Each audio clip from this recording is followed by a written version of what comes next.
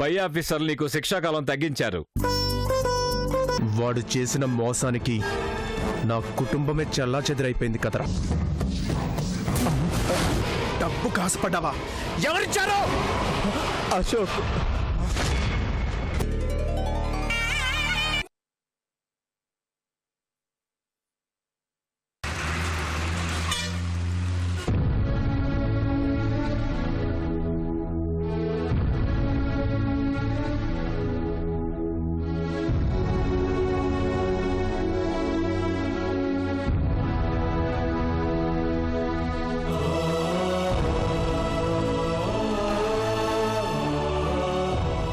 ఇదంతా అశోక్ గాడి ప్లానే. నీ జీవితాన్ని నాశనం చేసింది నేను కాదురా, ఆ అశోక్ గాడు.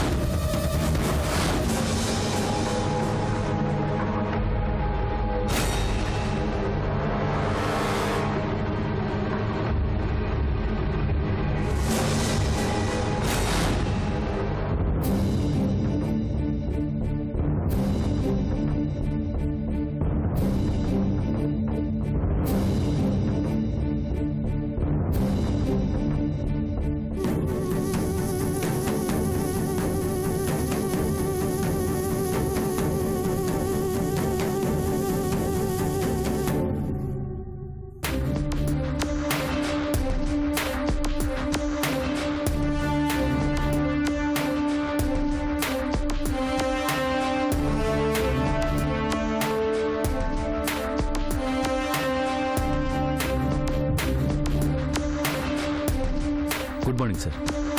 సార్ కాఫీ తెమ్మంటారా? వద్దు.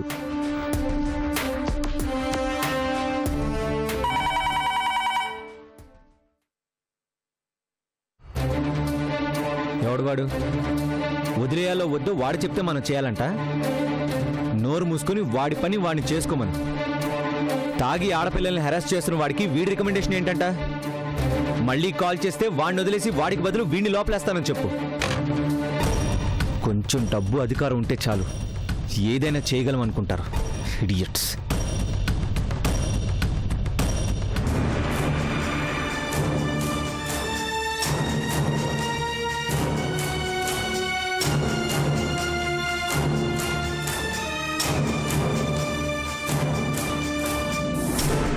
ఏంటి ఈ కేసు క్లోజ్ చేస్తున్నారా? అవును సార్. ఇప్పటి వరకు ఆ కేసుకు సంబంధించి ఎలాంటి క్లూస్ దొరకలేదు సార్. అమ్మాయి చనిపోయిందన్న బాధలో వాళ్ళేదో చంపేశారో అది ఇది అని కంప్లైంట్ చేశారు కానీ అది సూసైడ్ లాగే ఉంది సార్. చూడు రవీంద్ర, నష్టపోతాను అనుకున్నవాడు అబద్ధం చెప్తాడు, నష్టపోయినవాడు అబద్ధం చెప్పడు. అనుమానాస్పదంగా చనిపోయిన ఒక అమాయకురాలైన ఆడపిల్ల కేసే ఇది. చనిపోయిన అమ్మాయిని ఎలాగో తీసుకురాలేం, కనీసం ఆ అమ్మాయి చనిపోవడానికి కారణమైన వాళ్ళని తీసుకొచ్చి లోపలేయకపోతే మనకి జాబ్స్ ఎందుకు? ఇన్వెస్టిగేషన్ టీమ్స్ పెంచండి. విత్ ఇన్ వీక్లో ఈ కేసు సాల్వ్ అవ్వాలి. Yes sir. ఇంకో ముఖ్యమైన విషయం సార్. ఏంటది? రేపు రూలింగ్ పార్టీ వాళ్ళు సిటీలో పెద్ద ఎత్తున ర్యాలీ చేస్తున్నారు కదా సార్. ఆ ర్యాలీలో అలజడి సృష్టించాలని శంకర్ తన మనుషులతో ప్లాన్ చేస్తున్నాడని ఇన్ఫర్మేషన్ వచ్చింది సార్. నా స్టైల్లో నేను యాక్షన్ తీసుకునేంత వరకు వాడు మాట విండనుకుంటా. డూ వన్ థింగ్, ఆ శంకర్ అనుచరులు అన్న వాళ్ళని ప్రతి ఒక్కరిని ముందు జాగ్రత్తగా లోపలేసేయండి. ఒక్కడిని కూడా వదలొద్దు. ర్యాలీ రేపు కదా, ఈవినింగ్ లోపు అందరూ లోపల ఉండాలి. Yes sir.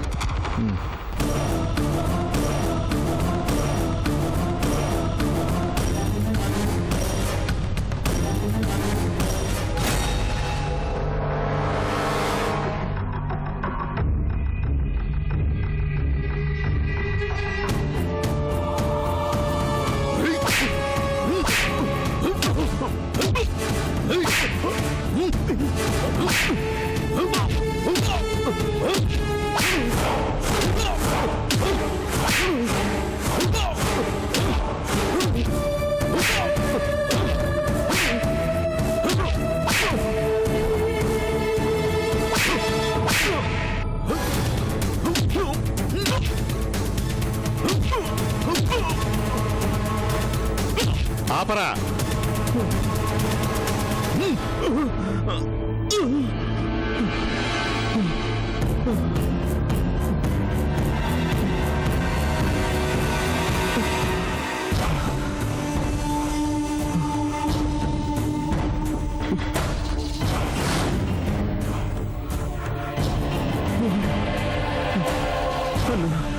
ఇంకెప్పుడు చేయనన్నా, మళ్ళీ వాళ్ళ జోలికి కూడా వెళ్ళనన్నా.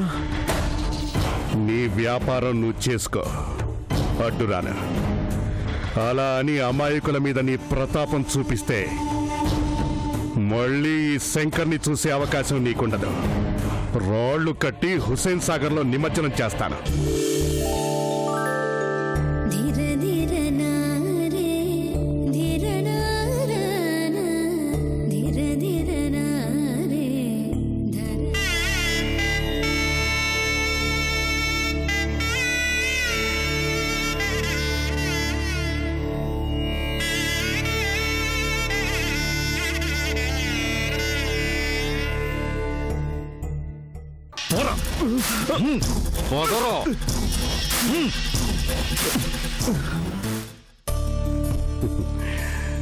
ఏమ్మా, కాలేజీకా?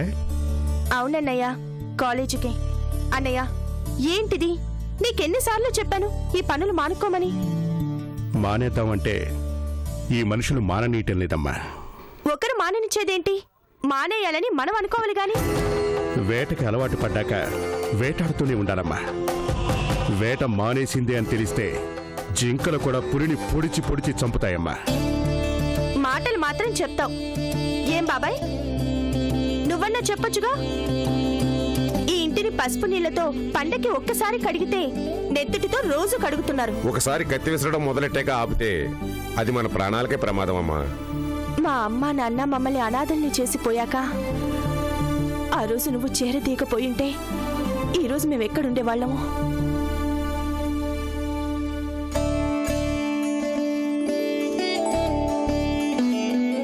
అసలు ఉండేవాళ్ళమో లేదో.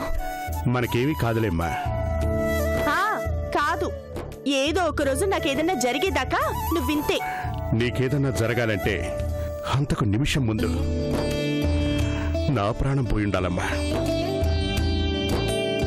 నేను బ్రతికేదే నీకోసం అమ్మా. నీకేదైనా జరిగితే నేను తట్టుకోగలనా? కాలేజీకి టైం అవుతోంది, బయలుదేరమ్మా. కనీసం ఈ కార్యక్రమాలు బయట ఎక్కడైనా పెట్టుకోండి. ఉదయాన్నే లేచి దేవుడి మొహం చూడాల్సింది పోయి నెత్తురు కారి మొహాన్ని చూడాల్సి వస్తుంది. సుప్రభాతంలాగా అమ్మా నాన్న అంటూ అరుపులు వినాల్సి వస్తుంది. అలాగే. సరే, నేను వెళ్ళొస్తాను. జాగ్రత్తగా వెళ్ళరామ్మా. వెళ్ళొస్తాను బాబాయ్. అలాగేనమ్మా. రే పాండు, పెద్దయ్య. అమ్మాయిని జాగ్రత్తగా కాలేజీ దగ్గర దింపిరా. అలాగే, రండమ్మా. దీన్ని ఎదిరించి మాట్లాడాలంటే మాధవ్ వల్లే అవుతుందిరా. అదేంటో బాబాయ్, నా చెల్లెలు నన్ను తిడుతున్నా నాకు పొగుడుతున్నట్లే ఉంటుంది. కాలేజీకి వెళ్ళేంత పెద్దదైనా నా కళ్ళకి చిన్నప్పుడు నాతో పోట్లాడే ఆ చిట్టి చెల్లెలాగే కనిపిస్తుంది.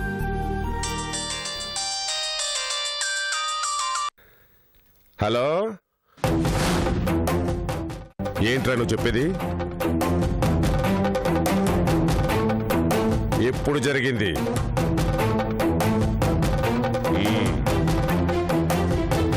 ఏమైంది బాబాయ్? మన వాళ్ళని అరెస్ట్ చేసి స్టేషన్లో పెట్టారట. ఎందుకు? కారణం లేదు, కావాలని అరెస్ట్ చేశారు. మన వాళ్ళని అరెస్ట్ చేయాల్సిన అవసరం వాళ్ళకేంటి? వాళ్ళ ఇష్టానికి వాళ్ళు అరెస్ట్ చేస్తే మనం చూస్తూ కూర్చుంటాం అనుకుంటున్నారా? ఆ సిఐకి ఫోన్ చేయి బాబాయ్, నేను మాట్లాడతాను.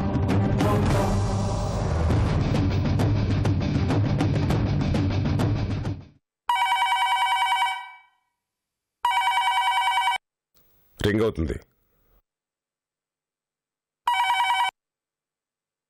హలో, ఎవరు? శంకర్.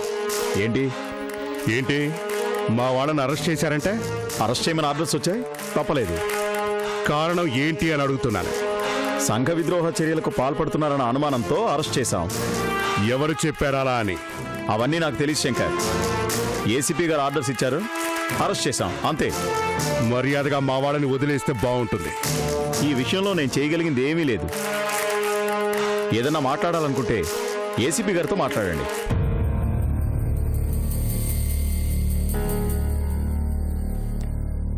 ఏమిటంటే శంకర్? ఆ ఏసీపీ గారేంటి శాటిలైట్ తిరుగుతున్నట్టు మన చుట్టూ తిరుగుతున్నాడు? మన వాళ్ళని అరెస్ట్ చేయమని చెప్పింది వాడేనంట. సిటీలో కేసులేవి లేనట్టు ఇతనేమిటి మన మీద పడుతున్నాడు? అధికారం ఉంది కదా అని చాలా ఎక్కువ చేస్తున్నాడు బాబాయ్. ప్రతి విషయంలోనూ ఆ ఏసీపీ మనకు బాగా అడ్డొస్తున్నాడు. మనం తప్ప ఈ సిటీలో నేరస్తులు ఎవరూ లేరన్నట్టు ప్రవర్తిస్తున్నాడు. వీడి గురించి కొంచెం ఆలోచించాలి. అతని గురించి తర్వాత, ముందు మనవాళ్ళ సంగతి చూడు. మన వాళ్ళని అరెస్ట్ చేసినా మనం కూల్గా ఉంటే మనం చేతగాని వాళ్ళం అనుకుంటాడు. అందుకని ఇప్పుడు ఏం చేద్దాం? వెళ్ళి స్టేషన్లో మాట్లాడదాం పద బాబాయ్.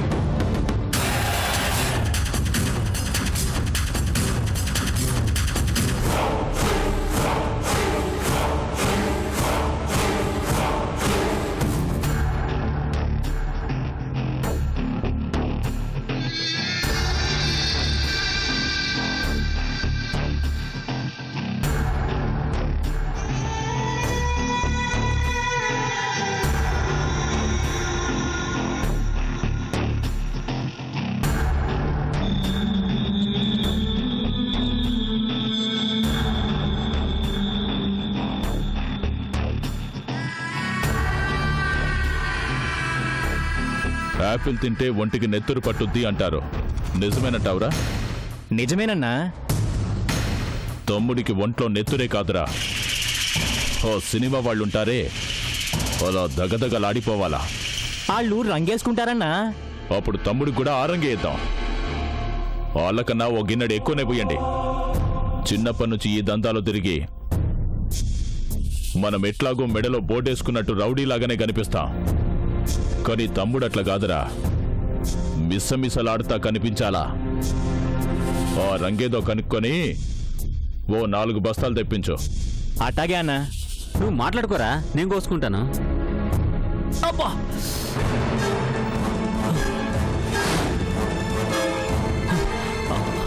రేయ్,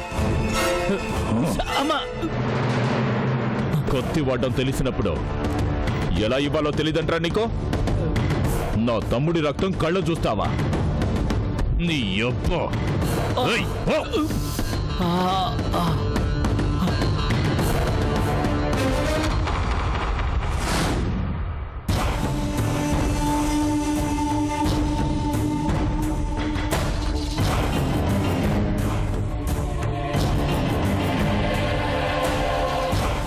నమస్తే అన్న. రావయ్యా సిఐ. ఏందన్నా, తమ్ముడికి ఏమైంది? ఓ చెత్త నా కొడుకు. సర్లే పద, ఆ సంగతి వదిలే. ఏంది స్టేషన్లో ఉండాల్సినడివి నా అడ్డాకొచ్చినావేంది? తెలియనట్టు అడుగుతావేందన్నా? ఓ, నెలైందా? నీ పని బాగుందయ్యా. ఏమీ చేయకుండానే అటు గవర్నమెంట్ దగ్గర జీతం తీసుకుంటున్నావు, అంతకు 2 నా దగ్గర మామూలు తీసుకుంటున్నావు. మా డ్యూటీ చేస్తానో లేదో గాని మీ డ్యూటీ సిన్సియర్గా చేస్తున్నాను కదన్నా. మీరు చెప్పినట్టే ఆ శంకర్ గడ మనుషుల్ని లోపలేయించానా లేదా అన్నా? చేసావులే. వాడి సైడ్ నుంచి నీకు ఏ ప్రాబ్లం రాకుండా మా ఏసీపీ గారికి వాడి మీద అది ఇది చెప్పి వాడంటే పడకుండా చేశానా? ఇంతకన్నా ఇంకేం కావాలి చెప్పన్నా? ఏదో ముక్కు మోహం తెలియని వాళ్ళని నలుగురిని లోపలేస్తే సరిపోదు. ఆ శంకర్ గాడి మనిషి అనేవాడు ఒక్కడు బయట కనిపించకూడదు. వాడికి తోడంటే వాడి నేడే ఉండాలి. తమ్ముడు చెప్పింది నిజమే సిఐ. ఇల్లు పడగొట్టాలి అన్నప్పుడు పిల్లర్ పగలగొట్టాలి కానీ ప్రహారీ కూడా పడగొట్టి ప్రయోజనం ఏముందో చెప్పు. ఓ శంకర్ గాడు చేసిన అవమానాలకు ఇంకా వాడు బ్రతుకున్నాడు అంటే అది మా చోతకనితనం. టైం చూసుకొట్టొచ్చులే అన్నా. అట్లానే ఆ గుడి దగ్గర పూజారిని అడిగితే మంచి రోజు చూసి ముహూర్తం పెడతాడు. అప్పటిదాకా ఆగుదామే. సరే, అంతగా మీరు వాడిని అర్జెంటుగా వేసేయాల్సిందే అంటే కానివ్వండి. మీ మనిషిగా డిపార్ట్మెంట్ తరఫున ఏ సాయం కావాలన్నా నేను చేస్తాను. నేను రెడీ. మీ ఇష్టం. ఏం చేయమంటారో చెప్పండి అన్నా.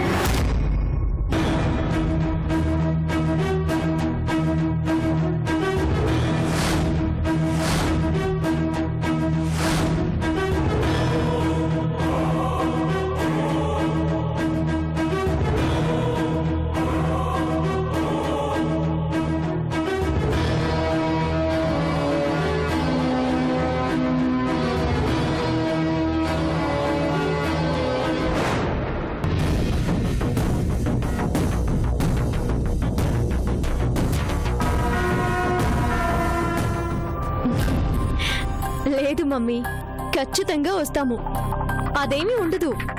ఎంత బిజీగా ఉన్నా ఆయన నా మాట కాదనరు, నన్ను బాధ పెట్టరు.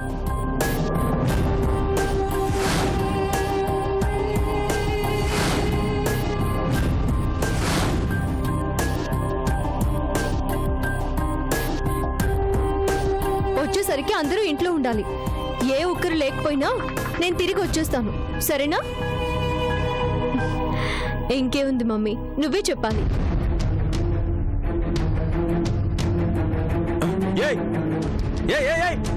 ఆగు!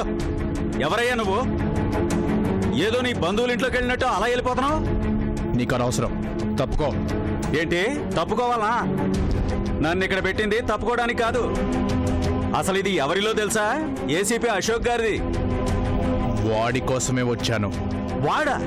ఏసీపీ గారిని పట్టుకుని వాడు గీడు అంటున్నావు. ఎవరయ్యా నువ్వు? నేనెవడో వాడికి తెలుసు. నువ్వు తప్పుకో. ఏంటి నీకు మా ఏసీపీ గారు తెలుసా? మొఖం చూడు. వెళ్ళబోయా ఎల్లు. చెప్తుంటే అర్థం కాదా నీకు? ఎల్లబోయా ఇక్కడి నుంచి. నిన్నే మర్యాదగా వెళ్ళిపో. సార్కి గాని ఫోన్ చేశాననుకో స్టేషన్లో పడేసి కుమ్మేస్తారు. ఏంట్రా వాడు నువ్వు కుమ్మేది? తప్పుకో. ఏయ్, ఏంటి చెప్తుంటే చాలా ఎక్స్ట్రా చేస్తున్నావు? ఓ బయటికి.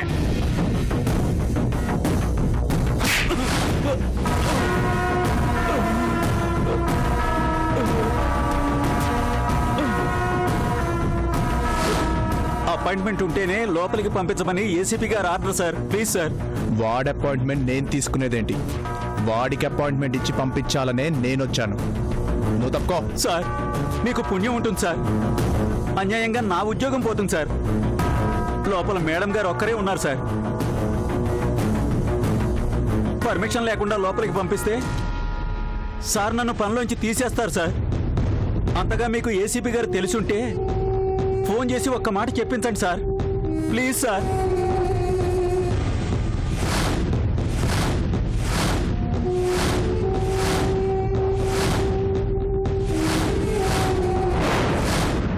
సార్ వెళ్ళిపోండి.